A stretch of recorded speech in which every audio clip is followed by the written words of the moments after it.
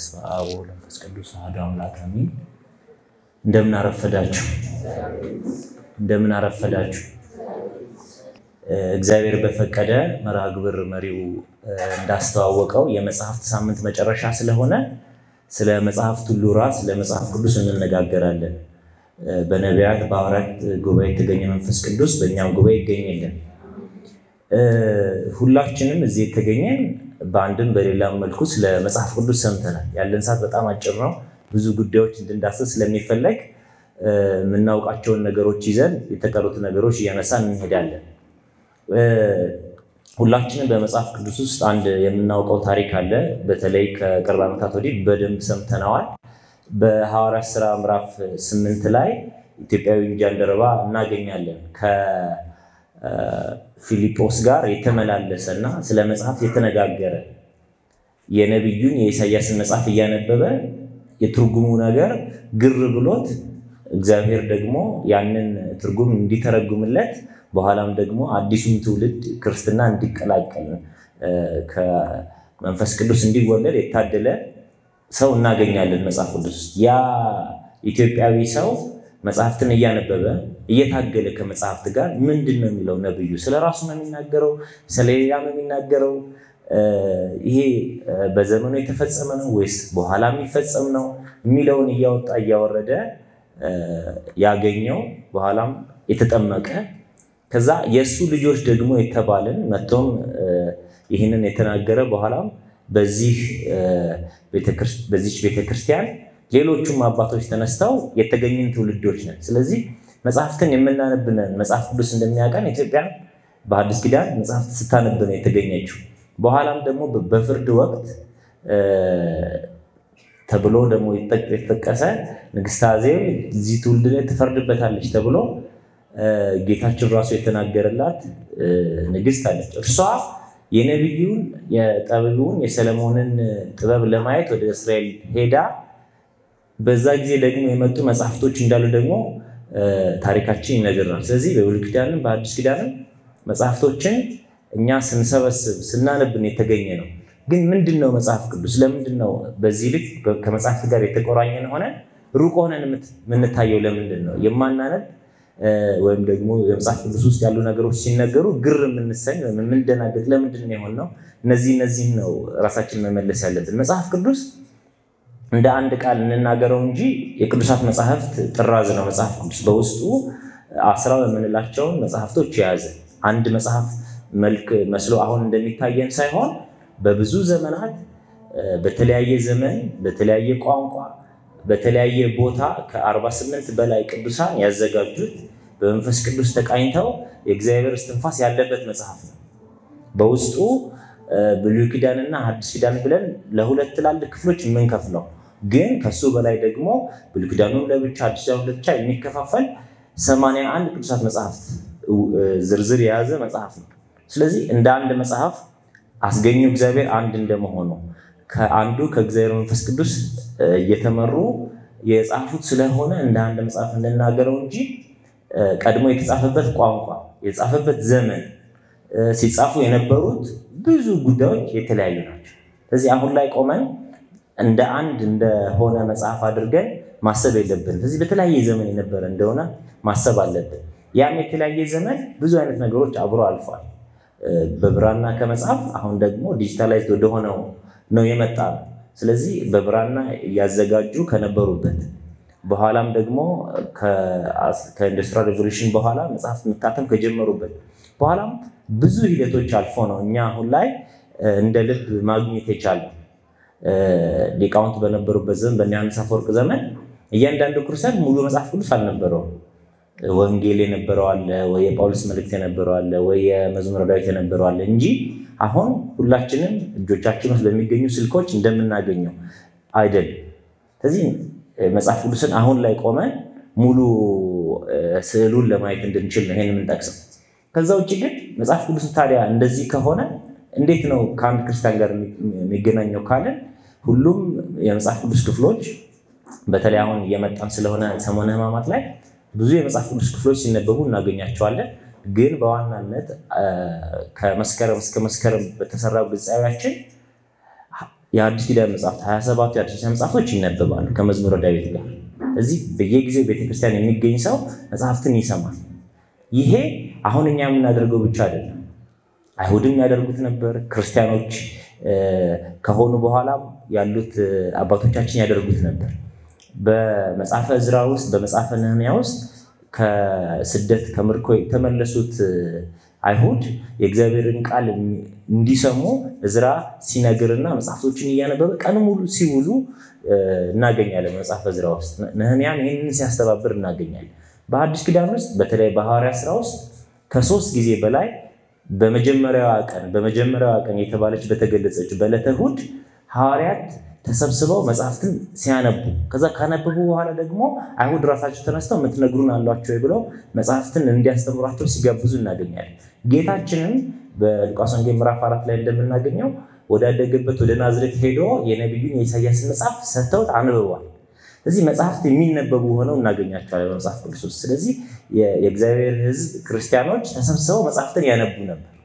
ስለዚህ እነዛ የሚያነቧቸው መጽሐፍቶች ናቸው የኛ መጽሐፍት የሆኑት። አሁን እንደምናያቸው 80 ቅዱሳት መጽሐፍት ብቻ አይደሉም የነበሩት። በነገራችን ላይ መጽሐፍትን መቀነን ወይም ደግሞ ቁጥሮቻቸውን ማስቀመጥና ሜጀር ማድረግ የተጀመረው በሐሰተኛ መጽሐፍቶች የተነሳ ነው። አሁን ከምናገኛቸው መጽሐፍት ቁጥር በጣም ብዙ የሆኑ ሐሰተኛ መጽሐፍቶች በተለይ ግኖስቲክ የምንላቸው ኖስቲክ የሚባሉት ቢጸ ሐሳውያን ሐሰተኛ የሆኑ ሰዎች በሐዋርያቱ ስም በጌታም ስም የጻፏቸው ሐሰተኛ መጽሐፍቶች ስለነበሩ እነሱን ከእውነተኞቹ ለመለየት ነው ቀኖና የተዘጋጀው። ግን እነዚህ መለያ መንገዶች ውስጥ አንደኛው በቤተክርስቲያን የሚታወቁ የሚነበቡ በሁሉም አብያተ ክርስቲያናት የሚታወቁ የሆኑት መጽሐፍቶች ናቸው የኛ የሆኑት። እዚህ መጽሐፍት የሚነበቡ ናቸው፣ የሚሰሙ ናቸው። የምንደብቀው ሚስጥራዊ የሆነ የምንለው ከቅዱሳት መጽሐፍት ውስጥ የሆነ የለም። ስለዚህ የትኛውም የመጽሐፍ ቅዱስ ክፍል የሚነበብ የሚተረጎም በዛ ቃል እግዚአብሔር ክርስቲያኖች የሚያድጉበት ነው። ስለዚህ ያንን ለማንበብም ለመስማት ነው ወደ ቤተክርስቲያን የምንመጣው። ከሲኖዶስ ከአብጢሊስ ውስጥ የወጣ በቅዳሴው መጀመሪያ የምንሰማው አለ አይደለ? ሐዋርያት በአብጢሊሳቸው እንዳዘዙን ቅዱሳት መጽሐፍ በሚነበቡበት ጊዜ የጌታን ስጋና ደም ለመቀበል ቤተክርስቲያን በተዘጋጀች ጊዜ ወጥቶ የሚሄድ ሰው አይኖር ብለው ሐዋርያት በአብጢሊሳቸው እንዳስተማሩ ብለው በዜማ እንለዋለን አይደል? ልክ ገና ቤተ መቅደሱን ሲገቡ ህብስትና ወይኑን ይዘው ወደ ቤተ መቅደስ ሲገቡ ከመጀመሪያው መርገፍ በኋላ ምንለው ይሄንን ሃሌሉያ መቦብሲ ካልን በኋላ ይሄንን ምንለው። እዚህ ቅዱሳት መጽሐፍት ሲነበቡ ስጋው ደሙን ሊቀበሉ ክርስቲያኖች ተዘጋጅተው እናንተ ለምንድነው ወጣችሁ የምትሄዱት? በዚህ ጊዜ ለምንድነው ማትመጡት? የሚል መልእክት ነው ያለው። ስለዚህ ቅዱሳት መጽሐፍት የሚነበቡባት ቤተክርስቲያን ቅዱሳት መጽሐፍትን ደግሞ ሲነበቡ ክርስቲያኖች መስማት ይገባቸዋል። የትኞቹ ሚስጥራት ቢሆን የሚፈጸሙት በመጽሐፍ ቅዱስ ንባብ። 7ቱ ሚስጥራት ቤተክርስቲያን የምንላቸውን ሁሉንም ብንጠቅስ መጽሐፍት ተነበው ነው ሚስጥራት የሚፈጸሙት። ወንጌል ተነቦ፣ ምስባክ ተሰብኮ፣ ሌሎችም መልእክታት እነሱ ሁሉ ተነበው ነው ተክሊሉም የሚፈጸመው። ከ7ቱ ውጪ ያለውን ፍትሃቱንም ብናይ መጽሐፈ ግንዘት ላይ መጽሐፍቶች ተነበው ነው ይሄንን አረፍተ ነፍስ የምንሰጠው። እነዚህ ሁሉ ስለ መጽሐፍት የሚነግሩን ነገር አለ። ስለዚህ ክርስቲያኖች ከመጽሐፍ ቅዱስ ጋር ይበልጥ መገናኘት ይበልጥ መግባባት ይገባናል። ምክንያቱም የመጽሐፍት ሁሉ ራስ ነው። ስለ ክርስቶስ የሚናገር የመጽሐፍት ሁሉ ራስ ስለሆነ ማለት ነው። ጌታችን በዮሐንስ ወንጌል ምዕራፍ 5 ቁጥር 39 ላይ አይሁድ ወደ እርሱ ሰብስበው በመጡ ጊዜ የዘላለም ሕይወትን ታገኙ ዘንድ መጽሐፍትን ትመረምራላችሁ፣ እነርሱም ስለኔ የሚመሰክሩ ናቸው ብሎ የመጽሐፍት ሁሉ ራስ የሆነው መጽሐፍቶች ስለ እርሱ ስለ ክርስቶስ የሚመሰክሩ እንደሆኑ ይነግረናል። ስለዚህ ይሄ ስለ መጽሐፍት ሰፋ አድርገን እንድናስብ ያደርገናል። ቤተክርስቲያን መጽሐፍትን አዘጋጅታለች። የመጽሐፍት ባለቤት ቤተክርስቲያን ነች። በነገራችን ላይ መጽሐፍት አይደለም ቤተክርስቲያን ነች መጽሐፍትን የምትቀድመው ያዘጋጀችው ቤተክርስቲያን ስለሆነ ባለቤቷም ቤተክርስቲያን ነች። ይሄንን የምንናገረው ለምንድነው? መጽሐፍ ቅዱስ የወል ሀብት ተደርጎ በተለያዩ ክርስቲያንን በሚሉ ሰዎች ዘንድ የምንጋራው የጋራ ሀብት ተደርጎ ስለሚታሰብ ነው። ይሄ ስህተት ነው። ቤተክርስቲያን አዘጋጇ የመጽሐፍ ቅዱስ አዘጋጅ ቤተክርስቲያን ነች። የተጻፈላትም ለቤተክርስቲያን ነው። በኋላም የምትተረጉመው እቺ ቤተክርስቲያን ነች። እኛም ስናነብ በዚች ቤተክርስቲያን ውስጥ ሆነን በዚች ቤተክርስቲያን አእምሮ ነው ማንበብም መተርጎምም ያንን ህይወት መኖርም የሚቻለው። ስለዚህ ከመጀመሪያ ከሙሴ መጽሐፍት ጀምሮ በኋላ እስከ መጨረሻው እስከ ዮሐንስ የራእዩ መጽሐፍ ድረስ ያልተዘጋጁት መጽሐፍቶች በዚህ መልኩ እንዲቀመጡ ምዕራፍና ቁጥር እንዲዘጋጅላቸው አንዳንዶቹም አርስት እንዲወጣላቸው እነዚህ ሁሉ ያዘጋጀች ቤተክርስቲያን ነች። ይሄን ከ300 ዓመት በላይ እድሜ ወስዷል። ይህች ቤተክርስቲያን መጽሐፍቶቿን ማዘጋጀት ብቻ ሳይሆን የተጻፈውም ለቤተክርስቲያን ነው። አንድ መጽሐፍ ቅዱስን ልክ የትኛውም ሰው ማንበብና መጻፍ የቻለ ሁሉ ተሰጥቶት አንብቦት ወደ ሃይማኖት የሚቀየርበት እንደ ሃንድ ቡክ ያለ አይደለም። ክርስቲያን የሆነ ክርስቶስ አምላኩ የሆነ የሚገባው መጽሐፍ ነው። ስለዚህ መጽሐፍ ቅዱስ የውስጥ ነው። የወል የጋራ በጋራ የምንጠቀመው እኛም ሀብታለን እንደምንለው አይደለም። ልክ እንደ ሀገር ልክ እንደ ቋንቋ ልክ እንደ ባህል አይደለም። የጋራ ሳይሆን የቤተክርስቲያን መጽሐፍ ነው። መጽሐፍ ቅዱስን የሚጠቀሙ ይኖራሉ። በክርስቶስ እናምናለን የሚሉ በክርስቶስ አናምንም የሚሉ በአምላክ መኖርም አናምንም የሚሉ መጽሐፍት የሚጠቀሙ ይኖራሉ። እሱ ጋር አይደለም ጥያቄ። ግን ባለቤቷ ቤተክርስቲያን ነች። የምታነበው የምትተረጉመው ቤተክርስቲያን ነች። የተጻፈው ስለ ቤተክርስቲያን በውስጡ የእግዚአብሔር ሰዎች የሆኑ ሰዎችን እንድንከተላቸው ስተት የተሳሳቱንም ደግሞ ከስተታቸው እንድንማር ልክ ወደ እግዚአብሔር ሲቀርቡ ሲባረኩ ከእግዚአብሔር ሲርቁ ደግሞ ጠላት ሲሰለጥንባቸው እናገኛለን። በብሉይ ኪዳን ውስጥ በአዲስ ኪዳንም እንደዚህ ክርስቶስን የካደ በኋላም በመረረ ለቅሶ የተመለሰ ቅዱስ ጴጥሮስን ታሪክ እናገኛለን። የሞጊያው ብረት ላንተ ይብስብሃል ተብሎ በመብረቅ የተመለሰ ቅዱስ ጳውሎስ ታሪክን እናገኛለን። እነዚህ ሁሉ ቤተክርስቲያን ናቸው። እነዚህ ለኛ ማስተማሪያ እንዲሆኑ የተጻፉ ናቸው እንጂ ክርስቶስ አምላኩ ላልሆነ ማስጀመሪያ የሚሆን እስቲ ይሄንን አንብብና ከዛ ደግሞ የሚባል አይደለም። በመጽሐፍት ውስጥ ክርስቶስ አምላካችን ነው ብለን አምነን ማናነብ ከሆነ የሚከፈትም አይደለም። ይሄን ራሱ መጽሐፍ ቅዱስ ይነግረናል። በዮሐንስ ራእይ ምዕራፍ 5 ላይ ስለተከፈተ መጽሐፍ ባለራእይ ዮሐንስ ያይና ያ የተከፈተ መጽሐፍ ተከፍቶ የተዘጋ መጽሐፍ ያይና ያ የተዘጋ መጽሐፍ ተዘግቶ በመቆየቱ በጣም አዝኖ ከመላእክቱ ጋር ይነጋገራል። እዛ ይሄንን የሚከፍተው የይሁዳ አንበሳ እንደሆነ ይነግረዋል። ምክንያቱም አስቀድሞ ያለቀሰ ስለነበር መልአኩ ያጽናናዋል። አታልቅስ፣ የይሁዳ አንበሳ ይህንን መጽሐፍ ይከፍት ዘንድ ማህተሞችንም ይፈታ ዘንድ ድል ነስቷል ይለዋል። ያ የተዘጋ መጽሐፍ የተባለው በክርስቶስ አይን ማናየው ከሆነ መተርጎም የማይችል መጽሐፍ ቅዱስ። ስለዚህ መጽሐፍ ቅዱስን በክርስቶስ አምላክነት የምናምን ክርስቲያኖች ልናነበው ይተገባል። የኛ መጽሐፍ ነው። ይሄንን በደንብ ልናገር ይገባናል። የኛ መጽሐፍ ነው ስንል እንዲሁ የምንሻማው ነገር ሆኖ ሳይሆን ክርስቶስን አምላካችን ብለን ስንቀበል በቤተክርስቲያኑ ስናድግ የተሰጠን ስለሆነ ጌታችንን በየትኛውም ቦታ ቢሆን ለሐዋርያት መጽሐፍን እንዲጽፉ ትእዛዝ አልሰጣቸው። የሰጣቸው ትእዛዝ እንዲያስተምሩ ነው፣ እንዲሰብኩ እስከ ዓለም ዳርቻ ድረስ ወንጌልን እንዲያደርሱ ነው ትእዛዝ የተሰጣቸው። እነዛ ወንጌልን ያደረሱት ወንጌልን ላደረሱላቸው በኋላም ለተጠመቁ በመንፈስ ቅዱስ ለተወለዱት ለክርስቲያኖች መጽሐፍቶችን በኋላ ላይ ጽፈውላቸው እዚህ የሚቀድመው በስብከት ክርስቶስን ለነዛ ሰዎች ማድረስ ካደረሱላቸው በኋላ እነዛ ያደረሱላቸውን ነው በኋላ ይጻፍላቸው እንጂ ቅዱስ ጳውሎስ ሮሜ ሀገር ክርስቲያኖች ሊኖሩ ስለሚችሉ እስቲ ልጻፍ ብሎ ተነስቶ ይጻፍ አይደለም። በሮሜ ያለችውን ቤተክርስቲያን የሚያውቃል ምዕራፍ 16 ላይ ስም እኮ እየዘረዘረ ነው የሚጠቅስላቸው። ለእያንዳንዳቸው ሰላምታ ሊያቀርብ በሚችል መልኩ ብዙ ስሞችን ጠቅሶ ነው ሰላምታ የሚላቸው። ለእያንዳንዳቸውን ጉዳይ ስለሚያውቅ ያቺን ቤተክርስቲያን ስለሚያውቅ የቆሮንቶስ ሁለት መልእክቶችን የሚነግረን ብዙ ነገር አለ። በእናንተ መሃል አንዳንዶች እንዲሆነዋል አንዳንዶች እንዲሆነዋል እንዲለሆኑት እኔ እንደዚህ ላለው እንደዚህ ለምደም ታደርጉት ይያል በኋላም ደግሞ ያጽናና። እነዚህ ሁሉ የቅዱስ ጴጥሮስ መልእክት ላይ በጳንጦስ በገላትያ በቀጰዶቅያ ላላችሁ ክርስቲያኖች እየተባለ ነው የተጻፈላችሁ። ስለዚህ የቤተክርስቲያን መጽሐፍ በክርስቶስ ህብረት ውስጥ ላለች ቤተክርስቲያን የተጻፈ መጽሐፍ ነው። በብሉይ ኪዳን ውስጥ ያለው ነቢያቱ ሲነሱ መሳፍንቶቹ ሲነሱ አባቶች ሲነሱ በምሳሌ ደግሞ በታሪክም ጌታን የምትጠብቅ ቤተክርስቲያን ለሆነች የእግዚአብሔር ህብረት ነው መጽሐፎቹ የተጻፉት። ያዘጋጀችውን በኋላ እሷ ነች። ለምን እንዴት ነው ከሐሰተኞቹ የለየችው ከተባለችም ይሄ ትምህርቷ ነው የለየው። ምን ማለት ነው ይሄ? ልክ የመጽሐፍ ቀኖና ከመምጣቱ በፊት የሃይማኖት ቀኖና ነው ቀድሞ ያለው። ቀኖና ምንለው መለኪያ መሳሪያ ማለት ነው።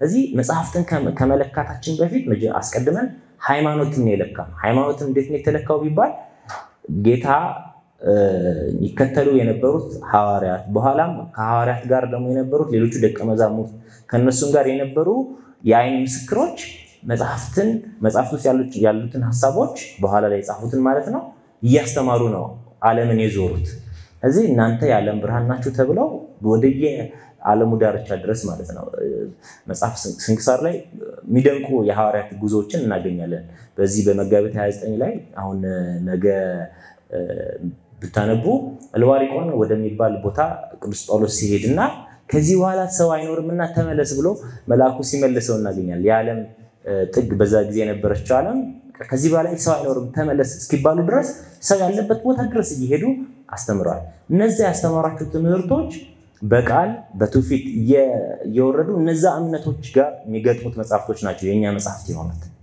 ስለዚህ አስቀድሞ የሚነገር የሚሰበክ ወንጌል የምስራች ነው ያለን ያን የምስራች የሚመስሉ መጽሐፍቶች የኛ ሆነዋል ከዛ የምስራች ጋር የሚቃረኑት መጽሐፍቶች ደግሞ እነዚህ ሐሰተኛ ናቸው ብለን ቤተክርስቲያን አስወግዳቸዋለች ስለዚህ የመጀመሪያው ነገር ማሰብ ያለብን መጽሐፍት አስቀድሞ የተነገረው የምስራች ውጤቶች ናቸው አስቀድሞ የተነገረው የምስራች ነው ሃይማኖት እርሱ ነው ማመን በእርሱ መደገፍ ላይ ነው መጽሐፍት የተሰሩት ስለዚህ ያንን የሃይማኖት ቀኖና የመጽሐፍት ቀኖና ይቀድመዋል ስለዚህ በሃይማኖት ቀኖና ነው መጽሐፍትንም ያዘጋጀ ነው ማለት ለምሳሌ ሌሎች ካቶሊኮችም በኋላ ላይ አሁንም ላይ የመጡት ፕሮቴስታንቶችም ስለ መጽሐፍት ቀኖና የተለየ መስፈርቶች አሏቸው ብዙዎቹ የሚያስኬዱ አይደሉም ሐዋርያ ወይ ቢጽፈው ወይ ከሐዋርያው ጋር ደቀ መዝሙር የሆነ ቢጽፈው ወይ እንዲብለው የሚል መስፈርት ቤተክርስቲያን አታስቀምጥ በነገራችን ላይ የመጽሐፍት ቀኖና የተዘጋም አይደለም በቃ ከዚህ በኋላ ሌላ መጽሐፍ አይመጣም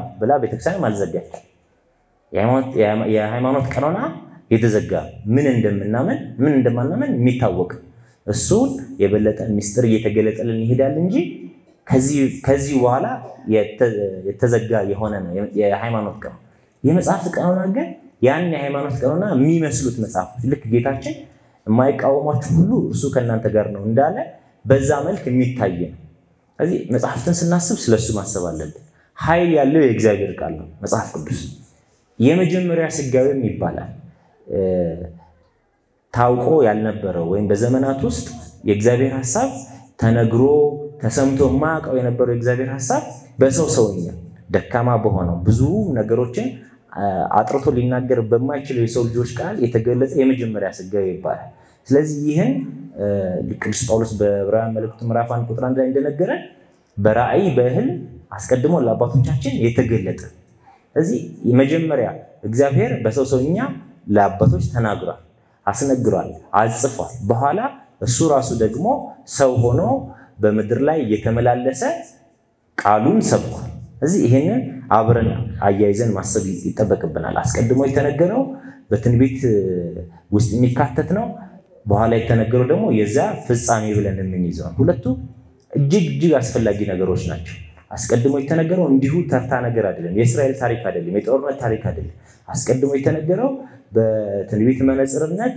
በታሪክም በምሳሌ መልክ የኖሩት በኋላም ደግሞ ያንን በፍጻሜው ጌታችን ሐዋርያት በኋላ ያለቻ ቤተክርስቲያን የፈጸመችው እዚህ በስጋ የነበረውን ትግል በመንፈስ በስጋ የነበሩትን መመላለሶች በመንፈስ ባለ መመላለስ በስጋ የነበረችው እስራኤል በመንፈስ ያለ እስራኤል አንድ እስራኤል እግዚአብሔር ሕዝብ የነበረችው እስራኤል ያን እስራኤል ውስጥ ደግሞ ሁሉም ክርስቲያኖች ተካተው እናገኛለን ስለዚህ የመጽሐፍ ቅዱስን አንድነት በዚህ እናስባለን ሌላ መጽሐፍትን ስለ መጽሐፍ ቅዱስ እናስብ ባለቤታ ቤተክርስቲያኖች ስንል አብረን ተርጓሚዋን ቤተክርስቲያኖች ብለናል መጽሐፍት የሚተረጉሙ ናቸው አስቀድመን በመግቢያችን ላይ እንዳልነው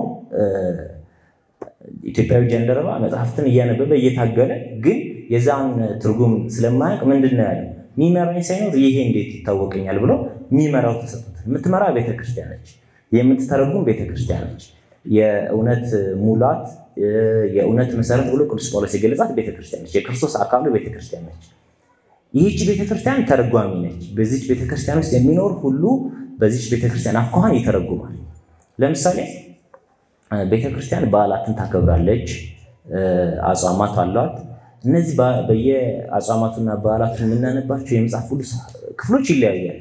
ስለዚህ የትኞቹ የመጽሐፍ ቅዱስ ክፍሎች በየትኞቹ ቀኖች ይነበባሉ የሚለው የሚነግረን ነገር አለ።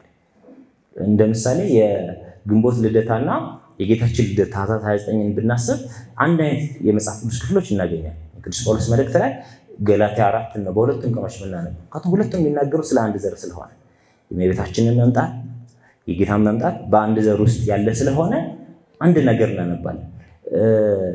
ቤተክርስቲያን የሚያስቀድስ ሰው ጆሮውን ጣል አድርጎ የሚነበቡትን ቢሰማ ከዕለቱ ጋር ቢያገናኝ አብሮ መጽሐፍትን እየተረጎመ ይሄዳል። ይሄንን ይዘን ተርጓሚ ቤተክርስቲያኖች የሚለውን ይዘን መጽሐፍት የሚተረጎሙ ናቸው የሚለውን አስበን ስለዚህ በቀጥታ መጽሐፍት ወደ ማንበብና ወደ መተርጎም መግባት አብሮ አደጋ አለው ማለት ነው። በተለይ በዘመናችን መጽሐፍት በቀጥታ ነው ለመተርጎም እየዳዳን ያለው። በጣም ብዙ ክርክሮችና ትምህርቶች ላይ መጽሐፍትን ቀጥታ እንዲኮ ይላል እያለን ልክ እኛ በተረዳነው አሁን ላይ በአማርኛ ስናነበው በተረዳነው መጠን ነው ለማስረዳትም ለመከራከር የሚጠቀምበት ያለ። ይሄ አደገኛ ነው። እዚህ መጽሐፍት የሚተረጎሙ ናቸው። ተርጓሚዋ ቤተክርስቲያን ነች። በቤተክርስቲያን ውስጥ ያሉ ሊቃውንት በዛ መልክ ይተረጉማሉ። በዛ ነው እኛ የምናድገው። በቃል ወይም ሊትራል በሆነው ትርጉምም በኋላ ደግሞ ከሊትራል ትርጉም ዘለን በሞራል ትርጉምም በስፒሪቹዋል ትርጉም ታሳድገን ቤተክርስቲያን ነች። ስለዚህ ወደ ቤተክርስቲያን ጠጋ ብለን በዛ አንፃር ማየት ይጠበቅብናል። ይህንን ካላለን መጽሐፍት የሚተረጎሙ እንደሆነ በደንብ ካላመንን ተስፋ የወጡ ሌሎች መጽሐፍቶች እንዲሁ በዚህ መልክ እንዳንረዳቸው ነው የሚያሰጋው። ምክንያቱም 10 ምንላቸው መጽሐፍት ብቻ አይደሉም የሚተረጎሙት፣ ሌሎች መጽሐፍቶች የሚተረጎሙ ናቸው። አዋልድ መጽሐፍትም የሚተረጎሙ ናቸው። ለምን? በእኛና በእነሱ መሃል የዘመናት ልዩነት አለ፣ የቋንቋ ልዩነት አለ። ይሄ የመጀመሪያው የትርጉሙ መነሻ ላይ እኛና እነሱ በጊዜ በቦታ በቋንቋ እንለያያለን። መጽሐፍ በአማርኛ ላይ የተጻፈ እኛ ሶስተኛ ትርጉም ነው የደረሰ። መጀመሪያ ከዕብራይስጥ ወደ ግሪክ፣ ከግሪክ ወደ ግዕዝ፣ ከግዕዝ ወደ አማርኛ ነው እኛ ጋር የደረሰ። እዚህ በዚህ መሃል ያለው ልዩነት መተርጎም ይጠበቅበታል። የዘመናት ልዩነቱ መተርጎም ይጠበቅበታል።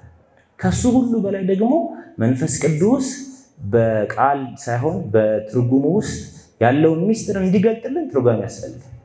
ስለዚህ ሁለተኛ እሱም ደግሞ እጅግ አስፈላጊ ነገር ነው። ከላይ የጊዜውን የቋንቋውን ልዩነት ብቻ ሳይሆን ምን ተረጉመው መንፈስ ቅዱስ በዚህ ቃል መነሻነት ምንድነው እየነገረን ያለው? ምክንያቱም ቅዱስ ኤፍሬም አንድ እጅግ ደስ የሚነገረው ነገር አለ ስለ መጽሐፍ ቅዱስ። ልክ በብሉይ ኪዳን ከግብጽ ወደ እስራኤል ሲጓዙ ከእስራኤላውያን ጋር አብሮ የሚሄድ አለት ነበረ፣ ውሃ የሚያፈልቅላቸው። ሙሴ በበትሩ ሲመታ ውሃ የሚያፈልቅላቸው አለት ነበር። ከዛ የሚወጣው ውሃ የእግዚአብሔር ቃል ምሳሌ ነው ይላል። ከዛ የሚወጣው ውሃ ለእስራኤላውያን ለሁሉም እንደ ፍላጎቶቻቸው አገልግሏቸዋል። የሚጠጣውም ቢሆን የሚታጠብበትም ቢሆን የሚያጥብበትም ቢሆን ለሁሉም እንደ ፍላጎቶቻቸው ሁሉንም ያረካል። ይሄ ከዚህ ውሃ ያልጠጣ ይሄ ውሃ አያስፈልገኝም ያለ አልነበረም። ሙሴ በበትሩ የመታ ጊዜ ሁሉም የሚፈልገውን አግኝቷል። እዚህ በሙሴ በትር ሲመታ መጽሐፍ ቅዱስ በእምነት በትር ሲመታ መጽሐፍ ቅዱስ ለሁላችን የምንፈልገውን ይሰጣል እንጂ በዘመናት ውስጥ ያለፈ አሁን ላይ ልክ እንደ ታሪክ ብቻ የምንጠቅሰው እንዲህ እኮ የሚባል ነበር ምን ነው አይደለም። አሁን ድረስ ለሁላችንም የሚነግረን፣ አሁን ድረስ የያዙብንን ችግሮች የሚፈታልን፣ አሁን ድረስ በአእምሯችን የሚመላለሱትን ነገሮች የሚያጠራልን ነው መጽሐፍ ቅዱስ። ስለዚህ ሁሉ ጊዜም ከእርሱ እንመገባለን። ሁሉ ጊዜም ቢሆን በትርጉም ከእርሱ እየተመገብን እንሄዳለን። የመጽሐፍ ቅዱስን ቅዱስነትን በቃሉ ብቻ ሳይሆን ትርጉሙ ላይ ስለሆነ የምናየው ማለት ነው። ይህም በደንብ ማሰብ ይጠበቅብናል። በዚህ መነሻነት አሁን ላይ ደግሞ ወደ መጽሐፍቶች ስናማትር ብዙ አይነት የመጽሐፍ ቅዱስ አይነቶች እናገኛለን። በአማርኛ እንኳን እኛ ጋር 2 መጽሐፍቶች አሉ፣ 3 መጽሐፍቶች አሉ። 1946 የታተመ፣ 1980 የታተመ፣ 2000 ላይ የታተመ፣ በሌሎች ደግሞ 66 የሆነ ብቻውን አዲስ ኪዳን የሆነ አለ። በሞባይል አፕሊኬሽኖች ደግሞ በጣም ብዙ አይነት የመጽሐፍት አይነቶች አሉ። ስለዚህ ምንድነው እነዚህ ሁሉ ልዩነቶች ማለት? ከዛውጭ ውስጥ ደግሞ ያሉ መጽሐፍቶች የሌሉ መጽሐፍቶች አሉ። ምንድነው 81 የሚባል ቁጥር አለ። አንዳንድ ታምራዊ ነው ወይ የሚባል 66 73 74 ምንድነው እነዚህ ልዩነቶች? ከየት ነው የመጡት? እነዚህ ሁሉ አብሮ መታሰብ አለባቸው። ከመጽሐፍ ቅዱስን ማዕከላዊነት ካሰብን ኃይል ያለው የእግዚአብሔር ቃል ከእርሱ አንብበን በእርሱ አድገን እግዚአብሔርን የምናገኝበት ከሆነ አብልጠን ደግሞ ስለ ታሪክ ማወቅ ይጠበቅብናል። ምንድነው የሚለው ማወቅ ይጠበቅ። አንደኛው መነሻው ጉዳይ አይሁድ ጋር ነው የሚመራ። ምክንያቱም የመጀመሪያዎቹ ክርስቲያኖች መጽሐፍት አልነበሯቸው አይደል? ቅዱስ ጳውሎስ ሲያስተምር የሚያስተምረው የብሉይ ኪዳን መጽሐፍቶች ይዞ ነው የክርስቶስን አምላክነት የሚያስተምራቸው። በመጽሐፍቶቻችን እኮ እንዲህ ተጽፏል ነው የሚላቸው። በዕብራውያን መልእክቱ በተለይ ይሄንን ነው የሚነግራቸው።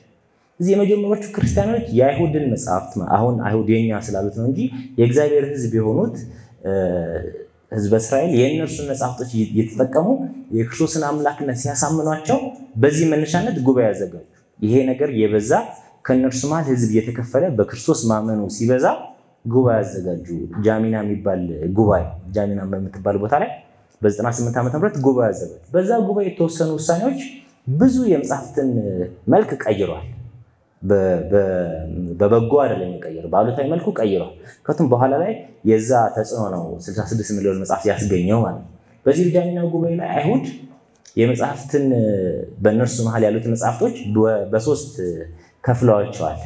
የሕግ መጽሐፍት፣ የነቢያት መጽሐፍት፣ በኋላ ደግሞ ጽሑፎች ብለው በሶስት ከፍለዋቸዋል። ሕግ፣ ነቢያትና ጽሑፎች ብለው እዛ እነዚህ ክፍሎች እንዲህ ያሉ ክፍሎች ብቻ አይደሉም። አንደኛ ደረጃ፣ ሁለተኛ ደረጃ፣ ሶስተኛ ደረጃ ያላቸው ነበሩ። ስለዚህ በሕግ መጽሐፍ የተነገረ አንደኛ ደረጃ፣ በነቢያት መጽሐፍ የተነገረ ሁለተኛ፣ በጽሑፎች የተነገረ ደግሞ እንዲሁ የሚነበብ ብለው በሶስት ከፍለው ስለ ክርስቶስ በግልጽ የሚናገሩ የመሲሁ መምጣት የቆጠረውን የዳንኤልን ትንቢት ሳይቀር ከትንቢት መጽሐፍነት አንስተው ጽሑፎች ውስጥ ነው የከተቱት። እነዚህ ሁሉ የሚነግረን ነገር አለ። ስለዚህ በየመጽሐፍቶች በግልጽ የተነገሩትን ነገሮች ትተው በጊዜው ደግሞ በፍለጋ ያልተገኙትን እንደ ኩፋሌና ሄኖክ አይነት መጽሐፍቶች ትተው መጽሐፍቶችን የብሉይ ኪዳን መጽሐፍቶችን ቁጥር ቀንሰው የብሉይ ኪዳንን ቀኖና ለነርሱ በሚመች መልክ አዘጋጅተው እነሱ 24 መጽሐፍቶች አሉን ባዮች ሆነዋል። በእነሱ በራሳቸው ቁጥር ማለት ነው። ልክ የንዑስ ነቢያትን 12ቱን እንደ አንድ አድርገው ስለሚቆጥሩ ከኛ ጋር በቁጥር አንድ አይነት አይደለም፣ ግን እንደዚህ አይነት ቁጥር ውስጥ ጀምሯል። ይሄ በኋላ ላይ ከፕሮቴስታንት መነሳት በኋላ ይህንን መጽሐፍ ነው የራሱ መጽሐፍ አድርጎ ሉተር የአይሁድን ወስዶ ከዛ 27 ጨምሮ 66 መጽሐፍ የሚባለው የመጣው ከዛ የተነሳ እንጂ ታሪካዊ መነሻው መጀመሪያ 66 የሚባል መጽሐፍ ኖሮ በኋላ ላይ ተጨምሮበት አይደለም። ስለዚህ የመጀመሪያው ማሰብ ያለብን ነገር ይሄንን ነው።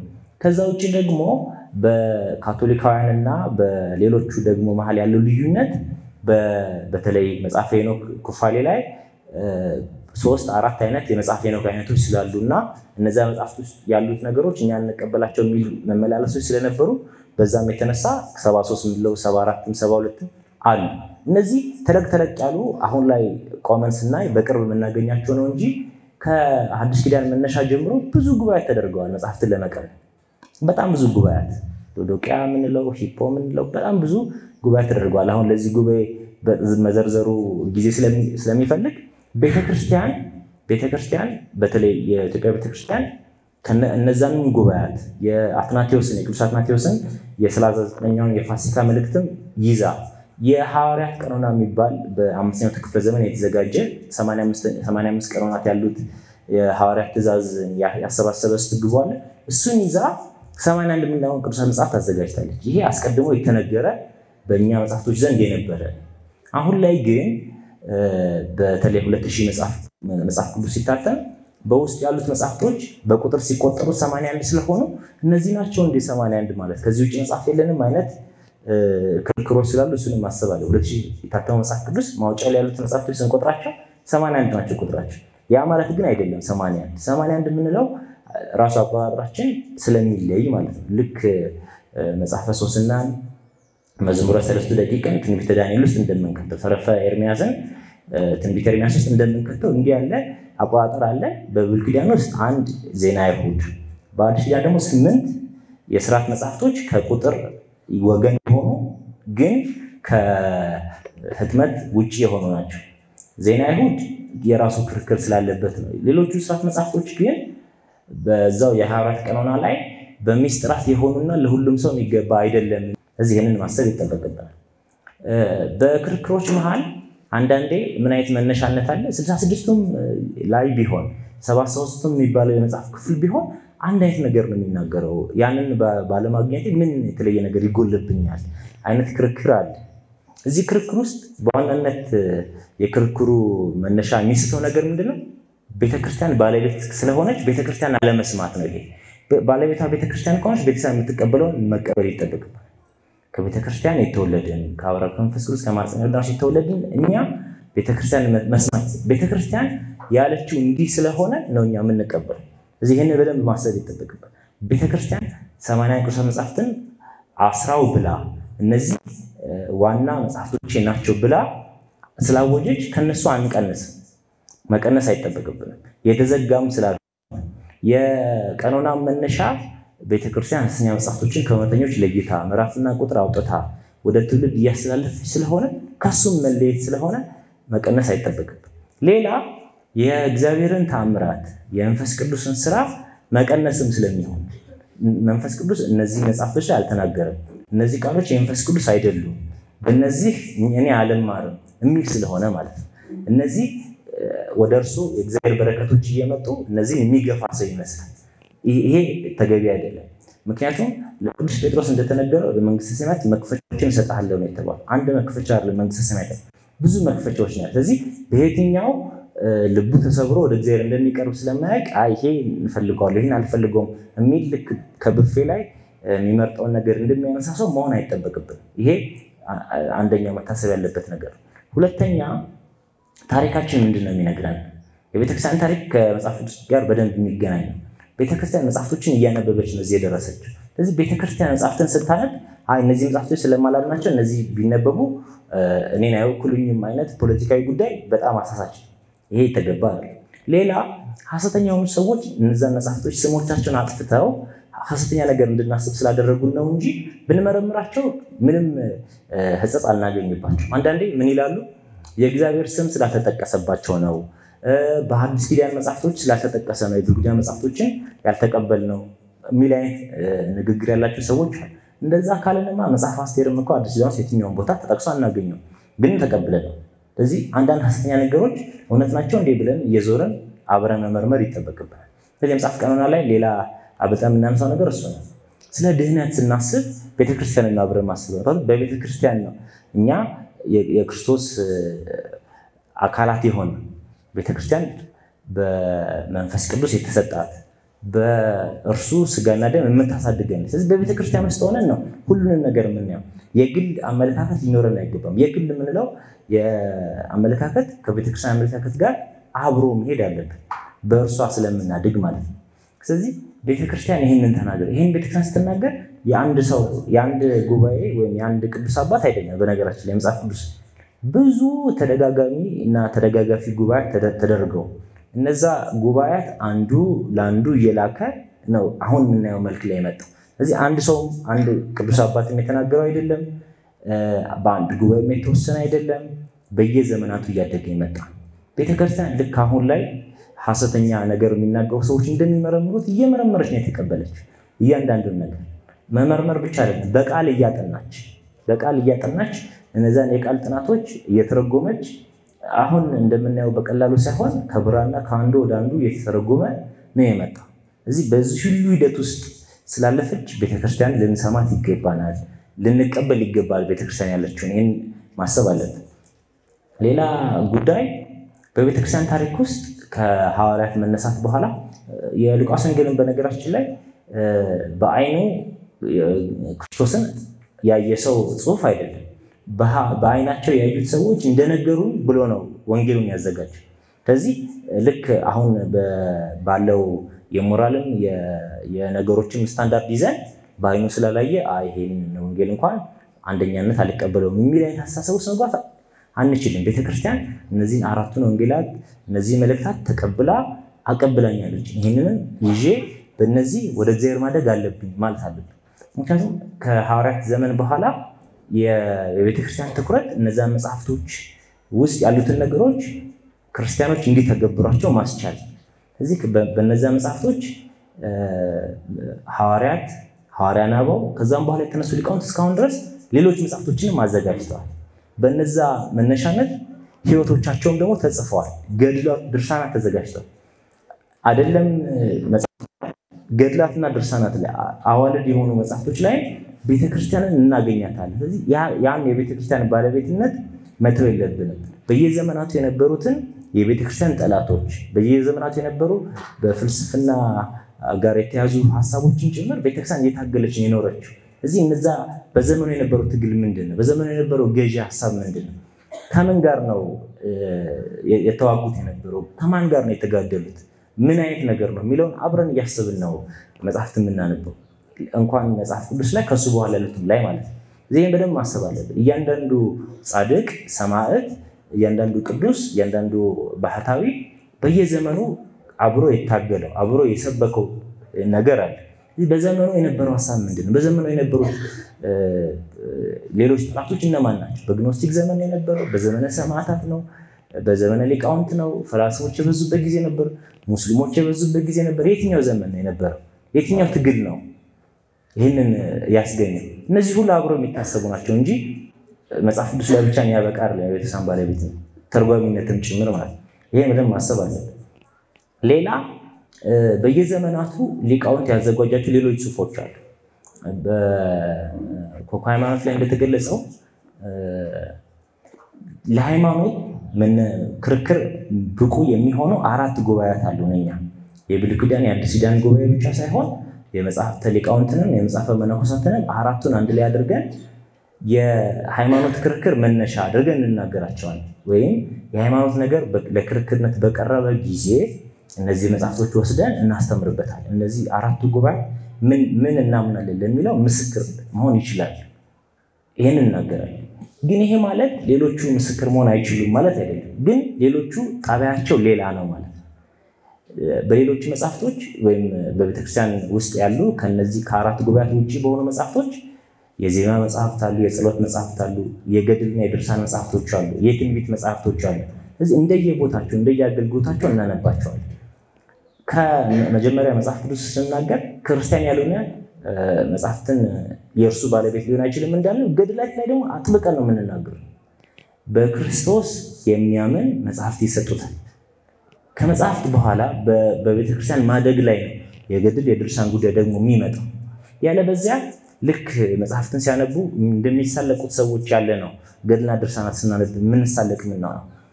አሁን ላይ ለምሳሌ የትንቢተ ዮናስ ላይ በአሳ አንበሪ 3 መዓልትና 3 ሌሊት መቆየቱ ላይ የሚሳለቁ አይነት ሰዎች አሉ። እንዴት ለምን የሚታመን ነው? አንድ ሰው እዛው 3 ቀን ኖሮ አየርና ምግብ ሳይፍ እንደ አይነት ኤክስፕላኔሽን ውስጥ የሚገቡ ሰዎች አሉ። እንዲህ ባለ አኳኋን መጽሐፍትን እንደምናየው ገድላትን ለማየት የምንነሳ ከሆነ መሳለቂያ ነው የምናደርገው። ግን በእምነት መነጽር በዛ ጊዜ የነበረውን ጉዳይ አስበን በክርስቶስና በእያንዳንዱ ምዕመን መሀል ያለውን የተለያየ የግንኙነት አይነት አይተን ምክንያቱም ዳይናሚክ ነው፣ ብዙ መክፈቻዎች ስላሉ እንዴት ያለ ገድል ነው የተጋደሉት፣ እንዴት ያለ ፈተና ነው የገጠማቸው የሚለውን እያሰብን አብረን የምናነበው። ስለዚህ በአንደኛው ክፍለ ዘመን፣ በሁለተኛው፣ በአራተኛው፣ በ16ኛው የነበሩት ቅዱሳን ይለያያሉ። የቅዱሳን አይነት ብቻ አይደለም፣ ገድሎቻቸው ይለያያል። የጽሑፎቹም አይነት ይለያያል። ጸሐፊዎቹ ጽሑፎቹን ያዘጋጁት ሰዎችም ይለያያል። እንደ አባ እንጦንስ ቅዱስ አትናቴዎስ ያዘጋጀው ገድል ያለው አለ። በኋላ ደግሞ የተነሱ ስሞቻቸውን ማናውቃቸው ሰዎች ያዘጋጇቸው ገድሎች አሉ። በአንድ ቦታ ተወስነው ያሉ ቅዱሳን አሉ። በዛ ቦታ ብቻ ያሉ ሰዎች የሚያነቧቸውና እነዛን የሚቀበሏቸው አሉ። ደግሞ ሁሉም የቤተክርስቲያናት ላይ ደግሞ የሚታወቁ ገድላት አሉ። ስለዚህ ከመጽሐፍ ተነስተን አዋልድ ላይ በዚህ መልክ ነው የምንደርሰው። መጽሐፍ ሜጀር የሚደረጉ ናቸው። በቁጥር በምዕራፍ በቀን የተቆጠሩ ናቸው። የትኛው ዘመን ላይ የትኛው ቅዱስ እንዴት አድርገው እንደጻፈው የሚታወቁ ናቸው። አዋልድ ላይ እንዲህ ያለ ነገር የለም። ልክ እንደ መጽሐፍ ቅዱስም ደግሞ እነዚህ መጽሐፎች የተገደቡ አይደለም። ከዚህ በላይ በቃ አዋልድ መጽሐፍ የለንም ብለን የምንዘጋው አይደለም። እስከዚህ ዘመን ያለ ብቻ መጽሐፍ የምንለው አይደለም። ግን በየአይነታቸው ነው መቀበል ያለብን። እነዚህ የዜማ መጽሐፍት ናቸው፣ እነዚህ የጸሎት መጽሐፍት ናቸው፣ እነዚህ ደግሞ የገድልና የድርሳን መጽሐፍቶች ናቸው እያለን ነው የምንሄደው። ከዛ ውጪ በማዕከላዊነት ደረጃ ያለብን ክፍተት አለ። ሁሉም ሰው ነው ገድላትና ድርሳናትን የሚያሳትመው። በደንብ ያልተጠኑ ነገሮች አሉ። እነሱ ሳንገባ ልክ እንደ መጽሐፍ ቅዱስ ግን ባለቤቷ ቤተክርስቲያን ከሆነች፣ ተርጓሚ ቤተክርስቲያን ከሆነች ጥያቄዎቻችን ሁሉ ለቤተክርስቲያን ማቅረብ ያለብን። እንዴት እንደዚህ ይሆናል ማለት አለብን። ግን ብዙ ጊዜ የተለያዩ ክርክሮች መነሻ አድርገን ስንነጋገር አብዛኞቹ ክርክሮች ሊትራሊ ነው የሚታዩት። እንደዚህ ይላል ታምረ ማርያም ይላል፣ ታምረ ኢየሱስ እንደዚህ ይላል፣ ገብረ ተክለ ሃይማኖት እንደዚህ ይላል፣ እንደዚህ ይላል የሚለውን በቃል በአማርኛ አሁን ባለ ትርጉም ተወስዶ እንዴት እንዲህ ይባላል ለምንለው እንጂ ይሄ ምን ማለት ነው አይደለም። ልክ እንደ ኢትዮጵያ ጃንደረባ ግን ይሄ ምንድነው ነው ማለት ያለብን። ከዛ ቤተክርስቲያን ታስተምረን የሚገቡ ለዛ ቦታ አልሰጠንም። የመጀመሪያው ጉዳይ። ሁለተኛ ጉዳይ ደግሞ በዘመኑ የነበረውን ነገር ለመረዳትም ቦታ እየሰጠን አይደለም። አሁን ባለን አረዳድ ነው የዛን ጊዜ ነገር እየተረዳን ያለን። አሁን ላይ ቆመን ምን ነገር መረዳት አንችል። አሁን ላይ ቆመን በብሉይ ኪዳን ውስጥ ያሉትን ጦርነቶች እንዴት አንድ ከተማ እግዚአብሔር ያጠፋል፣ እንዴት ለህፃናትና ስለንትን አይገደውም አይነት ለእግዚአብሔር የወገኑ ለሞራል ከእግዚአብሔር በላይ የወገኑ የሚመስሉ አይነት አስተያየቶች አሳሳች ናቸው። አሁን ባለን ሞራል ስታንዳርድ ላይ ቆመን ያኛውን ማየት አንችልም። ምን ማለት ነው ምንለው? የመጀመሪያ ይሄ ምን ማለት ነው? ቤተክርስቲያን ይሄ እንዴት ነው የምትረዳው? ምክንያቱም እኛ አሁን እንዳሰብነው ከዚህ በፊት የነበሩ ሰዎች እንዴት ነው ያሰቡት? የመጀመሪያው የሰው ጥያቄ መሆን የሚገባው እንደ ኢትዮጵያ ጃንደረባ ይሄ ምን ማለት ነው? ስለማን ነው የሚያወራው? ምንድን ነው? ከዛ ታስተውለዋለህ ሆነ ሲባል የሚመራኝ ሳይኖር የምታነበውን ታስተውላለህ፣ የምትሰማውን ታስተውላለህ ብለን ራሳችንን መጠየቅ ይጠበቅብን። ቤተክርስቲያን ስታነበው ገድልና ድርሳናት ላይ ከሱም በኋላ ያሉ መጽሐፍቶች ቢሆን ከገድልና ከድርሳናት ውጪ በተለያየ ጊዜ የሚጻፉ መጽሐፍቶችንም እንዲህ ባለ መፈተኛ ነው የምንቀበል። በሐዋርያት ሥራ ላይ በምዕራፍ 16 ላይ ቤሪያ የምትባል ቦታ ላይ የተቀመጡ ሰዎች አሉ። ቅዱስ ጳውሎስ ከሌሎቹ ሰዎች ይልቅ በጣም አመስግነው የተናገራቸው ሰዎች። እነሱ ሰዎች ቤሪያ የምትባል ቦታ ላይ ያሉ ሰዎች ልክ የብሉይ ኪዳንን ነገር እያስተማረ ሲነግራቸው እንደዚህ ሆነን ብለው ቃሉን እየፈተኑ ተቀበሉት ይላል መጽሐፍ። እንደዚህ ሆነ ብለው ቃሉን እየፈተኑ ነው የሚቀበሉት እንጂ ዝም ብለው መቀበል ዝም ብለው መጣል በጣም አደገኛ ነው። ስለዚህ አሁን ባለው ዘመን ላይ እሱን ማሰብ አለብን። እኛ ከተለያየ ቦታ ነው የምንነሳው። ከፍልስፍና የሚነሳለ፣ ከአስተዳደር የሚነሳለ፣ ከሕክምና ከብዙ አይነት አሁን ላይ ካለው አካዳሚክ ኖሌጅ የሚነሳ ሰው ልክ መጽሐፍቶች ጋር ሲመጣ ልክ እሱ ባለው ኤክስፐርቲዝ ሌቭል መጽሐፍቶችን ሊያይ ሊመረምር ይነሳል። ይሄ በደንብ አደገኛ ነው። ባለቤቷ ቤተክርስቲያን እንደሆነች ቤተክርስቲያን ደግሞ መንፈስ ቅዱስ የተሰጣት የእርሱ አካል የሆነች የእውነት ሙላት የሆነች የሚለው የካደ ነው። ቤተክርስቲያን ምን ትላለች?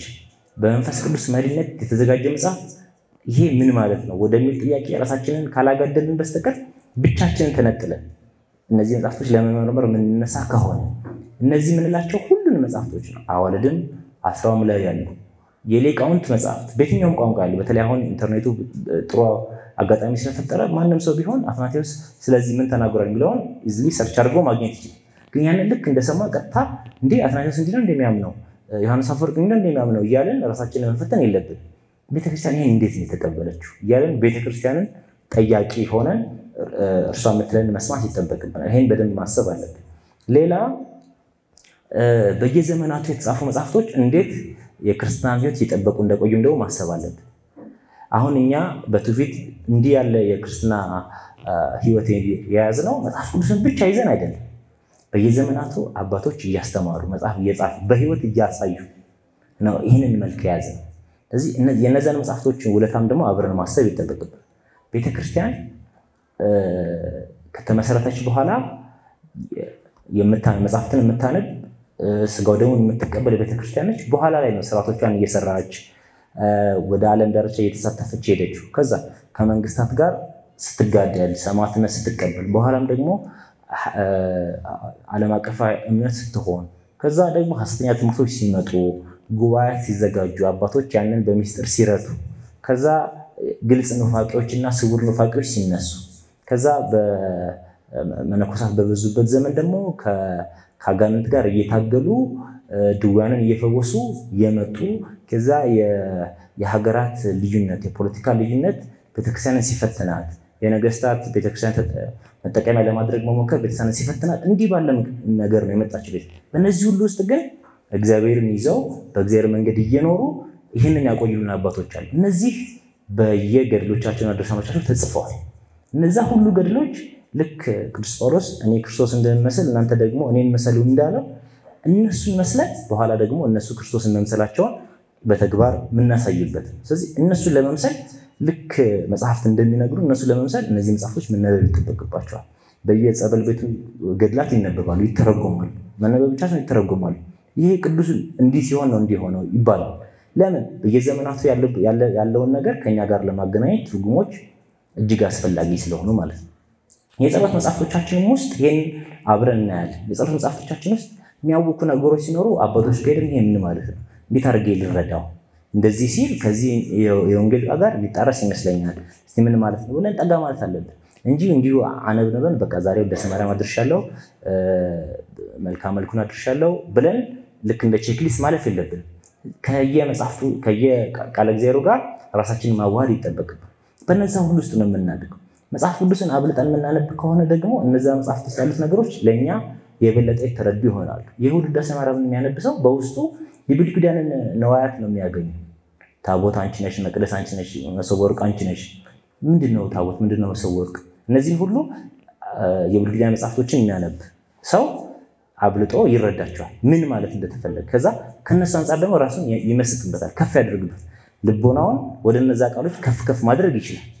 መጽሐፍትን የማያነብ ሰው ከሆነ ግን እንዲሁ አነብንቦ ያልፈዋል። ልክ የማይገቡን ወይም ያልተማርናቸው የትምህርት አይነቶች ላይ እንዳለ የሆነ መጽሐፍ አንብበን ነው የምናልፈው። ግን መጽሐፍትን የምናነብ ከሆነ ቅዳሴ ላይ የሚነገሩትን ነገሮች በደንብ እንሰማቸዋለን። ገድላትና ድርሳናት ላይ የእነዛ ቅዱሳን የሚናገሩትን ነገር አብልጠን እንረዳዋለን። ምን ለማለት እንደፈለጉ ከምን ጋር እንደምት የትኛው ቃል እነሱን መስጦ ለዚህ ነገር እንዳበቃቸው እንረዳለን። የትኛውን ነገር እየታገሉ እንደሆነ ከየትኛው አንጻር ክርስትናን እንዳዩ አብልጠን እንረዳለን። ስለዚህ መጽሐፍ ቅዱስን ካነበብን እነዛ መጽሐፍቶች የኛ ለመሆናቸው በጣም በጣም ቅርብ ይሆናሉ። ግን የተበተንን መሆናችን ነው። ከመጽሐፍትን ማናቅም ገድላትን ማናቅም እንዲሁ በቃል ብቻ ትናንሽ ነገሮችን ሰማና የምንታወቅ እንሆናለን። ግን አስባችሁ ታውቃላችሁ? መጽሐፍ ቅዱስን የሚያህል መጽሐፍ እኮ ከዚህ በፊት አንብበን እናውቃለን። የተለያዩ ልቦለዶችን ቢሆን የፖለቲካ የታሪክ ነገሮች። ግን መጽሐፍትን ስራዬ ብለን ስለማናነብ እና በውስጥ ያሉትን ቃሎች አብልጠን እየደጋገምን ስለማናስባቸው ልክ በአዲስ መልክ ጥያቄ ሆነው የውይይት መነሻ ሆኖ ሲመጡ ነው የምንበረግገው። እንዴ ለምን እንደዚህ ይሆናል የምንለው። እነዚህን ሁሉ አብልጠን መቃወም አለብን። ሌላ መጽሐፍት ሲነበቡ ጸሎት አብረዋል። ጸሎት አብረዋል። ቤተክርስቲያን መጽሐፍትን ስታነብ አስቀድማ ጸሎት ታደርጋለች። ከዚህ ቅዱስ በረከት እንድታገኙ፣ የዚህ ቅዱስ በረከት በእኛ ላይ ይሁን፣ የዚህ ቃል በረከት በእኛ ላይ ይሁን፣ የእነዚህን ቃሎች የምንሰማ ብቻ ሲሆን የምናደርግም እንሁን ብላ ቤተክርስቲያን የምታነበው። እንዲሁ ዝም ብለን ገልጠን አንብበን የምንዘጋው አይደለም። ከጸሎት ጋር አብሮ የሚነበብ። ምክንያቱም በመንፈስ ቅዱስ መሪነት እኛ መጽሐፍትን ማንበብ ካልቻለን ትርጉሞች የኛ መሆን አይችልም። መንፈስ ቅዱስ ነው መጽሐፍትን እና ልባችንን የሚያገናኝ። ስለዚህ በጸሎት መንፈስ ቅዱስ መጠየቅ ይጠበቅብናል። ይሄን ቃል ክፈትልኝ፣ ይሄን ቃል እንዳገኝ አድርገን ብለን መታገል አለብን። ልክ ታግሎ ካልባረከኝ አለቀም እንዳለው ያዕቆብ ነው መሆን የሚገባ።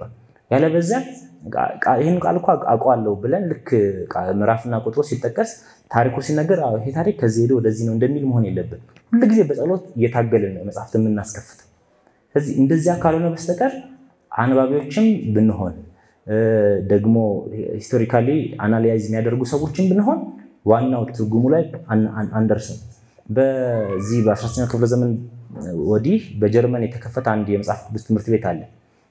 ሂስቶሪካል ክሪቲሲዝምን በተለይ በማቀንቀን ይታወቃሉ። መጽሐፍትን ልክ እንደ አንድ አርኪኦሎጂካሊ ፋውንድ የተደረገ መጽሐፍ ነው የሚያዩት። በውስጥ ያሉትን ነገሮች ልክ በታሪክ መነጽር ነው ክሪቲሳይዝ የሚያደርጉት። ስለዚህ ቅደም ተከተሎችን ያጠናሉ። አሁን ላሉት ሰዎች አንዳንድ ነገሮቹ ይጠቅማሉ። ምክንያቱም መጽሐፍት እውነተኝነታቸውን ቤተክርስቲያን ስትናገር ያልሰሙ ሰዎች እነዛ ሰዎች ሲናገሩ ስለሚሰሙ ለዛ ይጠቅመናል። ግን እንደዚህ የሚጠና ግን አይደለም፣ የእግዚአብሔር ነው። የምናጠናበትም መነሻ ከእርሱ በረከት ለማግኘት በእርሱ ለማደግ። ስለዚህ በጸሎት የሚነበብ በጸሎት ከእርሱ ጋር የምንዋሃድበት ነው። መንፈስ ቅዱስ ካልፈቀደ በስተቀር የትኛውም ቃል እግዚአብሔር ቢሆን ልክ ተዘርቶ ጭንጫው ላይ እንደቀረው ቃል ነው የሚሆን። ስለዚህ ያ ዘር ይዞ እንዳስቀረው ወይም ደግሞ በሜዳ ላይ ተበትኖ እንደቀረው ነው የሚሆን። የተኮተኮተ በጸሎት የተኮተኮተ በጾም በጸሎት በምግባር የተኮተኮተ የኛ ልብ ካላገኘ በስተቀር ለማደግ የሚሆን መሬት አያገኝም። ስለዚህ እኛ መሬቱን ማዘጋጀት ይጠበቅብናል። በዚህ በመጽሐፈ ሰዓታት ላይ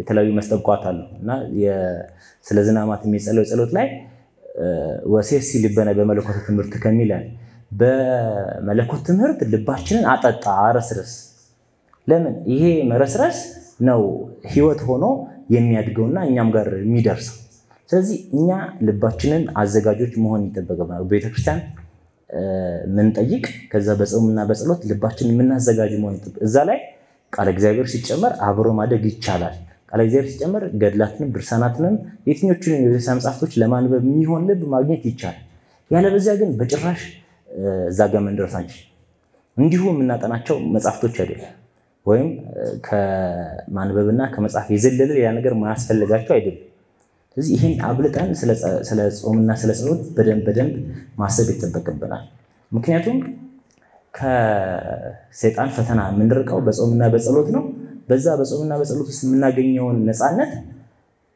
አብልጠን ራሳችንን እንድናውቅ የሚያደርጉ መጻሕፍት ጋር ያደርሰን ይገባል በዚህ ነው ኩያት ኃጣውን ማሸነፍና ወደ እግዚአብሔር መድረስ ነው ስለዚህ እነዚህ አብሮ የተያዙ እንደሆነ ማሰብ ይተበቀበናል ሌላ በዚህ ዘመን ላይ እንዲያሉ ክርክሮች ሲነሱ ምንድነው መፍቻው ካለ ቤተክርስቲያን ነች ባለቤቷ መተፈታዋን ቤተክርስቲያን ነች የነዚህ የክርክሮች መለያዋ ቤተክርስቲያን ስለሆነች ወደ ቤተክርስቲያን ጠጋ ብለን ያንን ኃላፊነት ቤተክርስቲያን እንድትወስድ ማድረግ ይተበቀ ራሳችንን ግን እዛ ክርክር መሃል ግን ማግኘት የለብንም ምክንያቱም ጊዜያችን እንዴት እንደሚጠፋ ማሰብ አለብን አብረን መጽሐፍትን ከማነበብ ስለ መጽሐፍት ከመወያየት እና ቅድም ሲነገር እንደሰማነው ቤተ መጽሐፍት ውስጥ ገብተን እነዛ መጽሐፍቶች ውስጥ ያሉትን ሚስጥራት ለመመርመር ጊዜ ከማጥፋት ይልቅ በተለይ ሶሻል ሚዲያ ውስጥ ያሉትን ክርክሮች እስቲ ይሄ ምን ይላል ይሄ እንደዚህ ምን ይላል ብለን ብዙ ጊዜ ያጠፋ እንደሆነ አብረን ማስተዋል አለብን የራሳችንን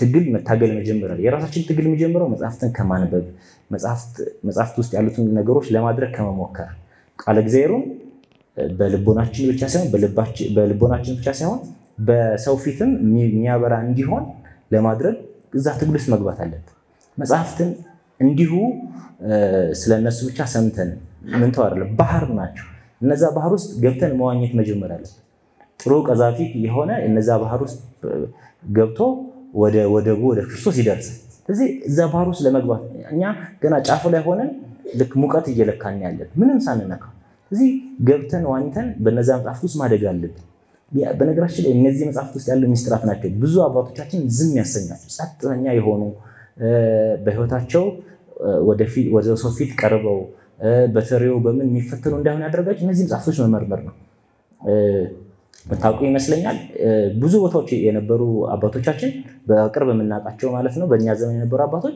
መጽሐፍትን ሲመረምሩ ነው ሁሉ ጊዜ የሚገኙት እስከ ህልፈታቸው ድረስ ሰው ሊጠይቃቸው ሲመጣ መጽሐፍ ሲያስነብቡ አዲስ መጽሐፍ ሲመጣ እዚህ መጽሐፍ ለምን ይላል ሲሉ ነው የምናገኘው እንዲህ ያለ ለመጽሐፍ የተጠማ ሰዎች ነው መሆን የሚገባ ስለዚህ እንዲህ ያለ ክርስትናን ጊዜው ይፈልጋል እንዲህ ያለ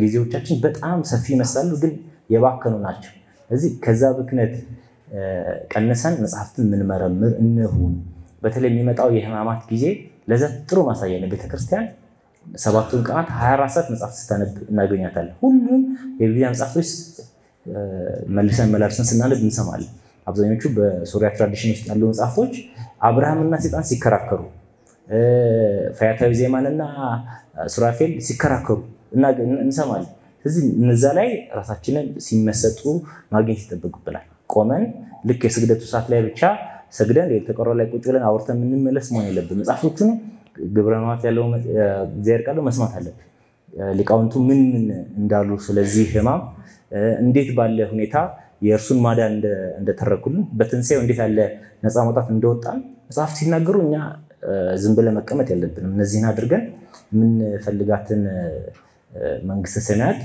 እንድንወርስ ራሳችንን ማዘጋጀት ይተበቅብናል ያለዛ የክርስቲያኖች ህይወት በእነርሱ የተገለጡ ቅዱሳን አንመስላችሁ እንዲሁ ዝም ብለን ተርታ ሰዎች ሆነን የምናልፍ የእግዚአብሔር ሰዎች ወንጌሉን የራሳቸው አድርገው ወንጌሉን በህይወት ገልጠዋል እንዴት እኛ ከሩቅ ሆነን ምንም ሳንነካው እንዲሁ ብቻ ዙሪያው እየዞርን እንኖራለን ይሄ ተገባ አይደለም ከዚህ ሳምንትን ቢሆን አንድ የምትወስዱት ነገር እሱ ነው ቤተክርስቲያን ብዙ መጽሐፍት አለ እግዚአብሔር በብዙ አኳን ተገልጿል ተናግሯል በአንድም በሌላ መንገድ የነዛ የተናገራቸው ንግግሮች እኛ የራሳችን ማድረግ ይተበቅብናል ህይወት አድርገን መኖር ይተበቅብናል እነዛ ሁሉ ውስጥ ራሳችንን ስንዳክር ማግኘት አለብን እግዚአብሔር ስራ ሲሰሩ ያገኛቸውን አገልጋዮች ነው አይደለ ና ወደ ጌታ ደስታ ግባ ያላችሁ ስራ ሲሰሩ ይሄ ትግል ነው ስራ ሲሰሩ ማለት ከቃል እግዚአብሔር ጋር ያለው ትግል የዛሬው መስባክም ማለት በልቤ ልቦና ይፈተንከው አይደለ ሐዋስ ቀን ላይ ተፈተንከው ልቤ ግን አመጻ አልተገኘበኝም ለሐሰተኛ ነገርም ደግሞ ለሰው ልጆች አልተናገርኩም ነው አይደል ይሄ ነው ኒቆዲሞስን ወክለን የሰበክ ነው መስባክ ስለዚህ በሌሊት ልቦናችን ተፈትኖ ይሄ ቃል እግዚአብሔር በሲወጣ ሲወርድ ሊገኝ ይገባዋል ልክ መጽሐፈ ኢያሱ ላይ ይሄን ቃል እግዚአብሔር ስትነሳም ስትቀመጥም ተጫወተው የተባለውን አብልጠን ማሰብ አለብን እንዲህ ካደረግን የምንናፍቃትን መንግስት ከቅዱሳን ጋር ህብረት እንድናደርግ እግዚአብሔር ያድለናል ይቆይ